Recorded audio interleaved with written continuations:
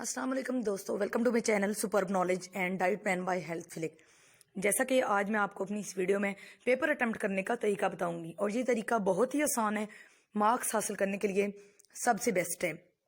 Some time students paper کو اچھا attempt نہیں کر سکتے، جس کی وجہ سے ان کے مارکس ڈیڈکٹ ہو کے بہت ہی کم رہ جاتے ہیں۔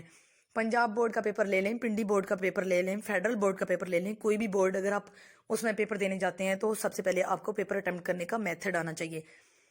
پہلے آپ سارا پیپر اچھی طرح سے غور سے پڑھ لیں، پھر اس کا اٹمپٹ کرنے کا میتھڈ آپ کو اسکرین پہ سامنے نظر آ رہا ہے۔ جیسا کہ فار ایگزامپل انٹرمیڈیٹ کا پارٹ 1، یہ میں نے کچھ مارکر سے پیپر کی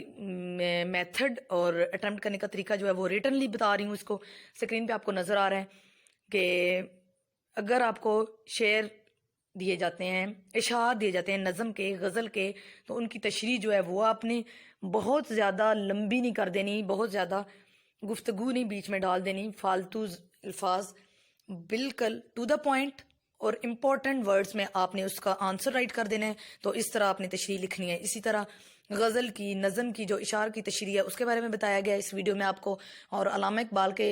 کی نظم کے پیغام کا اگر خلاصہ آپ کو کہتے ہیں تو وہ لکھیں، تو خلاصہ کتنی لائنز میں آنا چاہیے اور کتنی،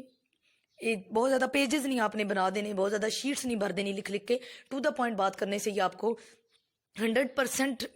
میں آپ کو یقین دلاتی ہوں کہ آپ کا پیپر بہت اچھا ہو جائے گا، اور اچھا اٹمپٹ کریں گے تو آپ کے مارکس بھی بہت زیادہ اچھے آئیں گے۔ لیکن اس کے لیے ساتھ ساتھ آپ کو بتاتی چلوں کہ میرا یہ چینل، اس کو لائک، شیئر اور سبسکرائب کرنا مت بھولیے گا، اور ساتھ میں بیل آئیکن بھی مسٹ پریس کرنا۔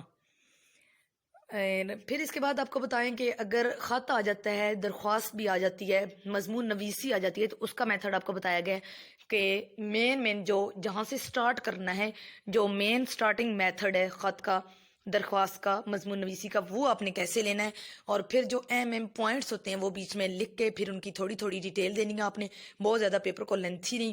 کر دینا کہ لکھ کے اتنا زیادہ پیجز بھر دیں،